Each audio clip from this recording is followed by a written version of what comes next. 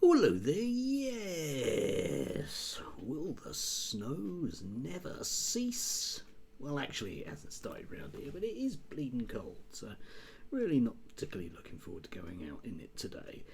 Anyway, yesterday, amongst all the noise there is with all the centrist dad MPs being interviewed on mainstream TV and kind of praying that they'll get the usual commentator that won't actually ask them any difficult questions and just kind of gently nod along whilst they suggest that we continue giving as much money as possible to the rich. It's quite important, actually. Yes, fiscal policy. My eye was drawn to Toby Young, who was a little bit upset yesterday because, he got his Daily Skeptic people to write a kind of bit of a smear job, if I can use that word. Not inaccurate, but smear sounds like it's bad, doesn't it? Job against DSmog, who are one of those minor organisations that do keep a bit of an eye on what people like Toby are up to and the types of things that they're doing and all the less than absolutely 100% true things they come out with. And I was thinking to myself, well, I wonder why this is. And, well, basically it's because of this story, which is about people getting donations from dodgy climate groups, okay? Which Toby is fully aware of dodgy people taking dodgy money from dodgy climate groups because he's one of them, effectively. He very much promotes this idea that there is literally no such thing as global warming, okay? Every time he's reporting something in the Daily Skeptic is, in fact, it's just getting more and more cold, and the polar bears are smiling more and more each and every year. But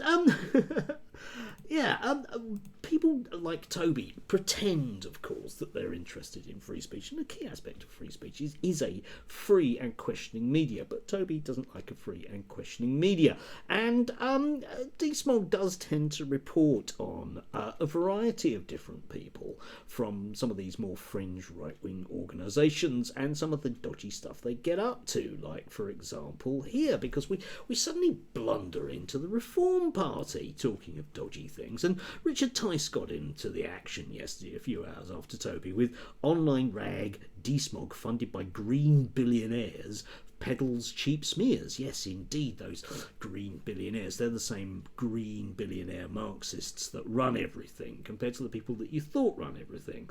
But in fact, they don't, because it's all George Soros, except we're not allowed to say George Soros because then it hints that it might be some kind of anti-Semitic thing. So we just say anonymous green billionaires. We can kind of take a nod at Bill Gates because it's a kind of safe one, because after all he wants to turn us all into zombies via vaccines, all that stuff, right? Yeah, but anyway, Richard Tice got in on this, and it's worthwhile just having a little bit of a think about Reform Party and Richard Tice. Now, Richard Tice and Reform Party are a very odd organisation, and I use the word organisation very, very appositely because they're not, realistically speaking, a political party. What's that, you say? They're not, realistically speaking, a political party? Yes, I did indeed say that. They are, in fact, a company in real terms that are owned, predominant shares, by Nigel Farage. We'll come back to him maybe towards the end. Yes, indeed, they're actually a limited company, and the whole structure of the organisation is whereby a limited number of people, including Richard Tice, are at the top of the organisation, and everyone else can pay them money if they so desire.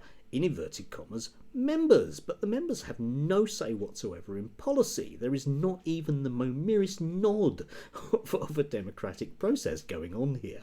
It's like the Tory party on steroids, right? Okay, it's not realistically a political party, but here they sit with their kind of tentacles, working on the basis that playing the media game, playing the politics game in the UK will get them what they want. And one has to say, well, what exactly might they be after? Because their policies are effectively kind of Liz Truss style libertarian conservatism.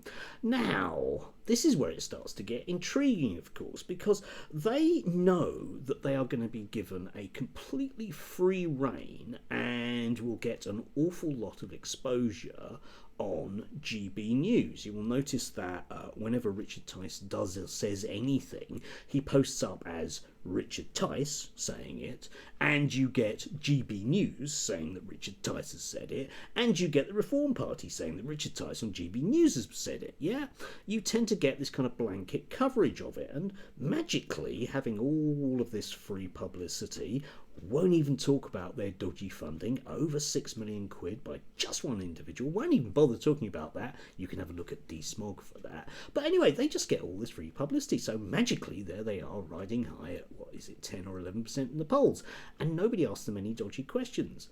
Not the same thing that you might think of the Green Party, who don't get any publicity, or when they do, it's because they're very bad about trans issues, all that stuff. So it's worthwhile sort of having a think about Richard Tice and Nigel Farage and Reform Party and what exactly it is that they're doing. There was some vague noises in the media on sort of Saturday about the possibility of Nigel Farage standing in Clacton.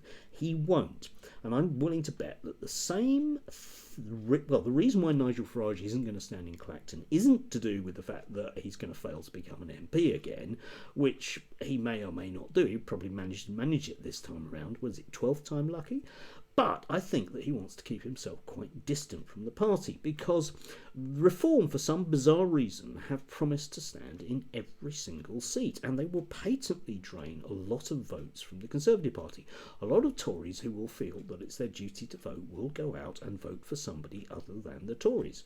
Who you get left with? Well, it's going to be Reform, isn't it? It's just a way of voting Conservative without doing so, which, of course, is the whole point of the Reform Party, because if there's one thing that Nigel Farage learnt very effectively from the Brexit Party, it was that he is there to steer the Conservative Party rightwards, and, you know, he's very good at it. Aaron Bastani from Novara Media points this out over and over again. He's a very good political player. Now, are Reform realistically going to stand all of those candidates to the next election? Because it's already started to get a bit kind of messy with them, because they get asked awkward questions about the nutters that they've attracted in their party. You know the types, the sort of people that are going to tweet things that aren't exactly entirely desirable. The whole thing that UKIP went through and Nigel Farage had to go through for a long period of time. Well, yeah, I guess they will for a period of time. But I am willing to bet that when push comes to shove, there will be a deal. Somebody somewhere, Richard Tice, Nigel Farage, whoever it might be, will, in light of the crisis, I haven't decided what the crisis is yet, luckily one can always come along, or at least be pushed into a crisis mode, yeah, and that will require them then to stand down, probably with the absolute danger of the idea that Keir Starmer might have a policy, because there will of course be that ramping up before the next election. Anyway, do have a look at DSmog. There's a number of links down below you can have a look at. They are awful smear merchants. It's a good word, that. It means I don't like it, but it's probably true. Yes, awful smear merchants that there are. And of course, Toby Young doesn't like smear merchants, does? Oh yeah, he does, doesn't he? Anyway, it's Monday. Oh dear God. Please send me evenings and weekends. Yes, indeed. Please do have a lovely day. Stay warm, stay dry, stay sane.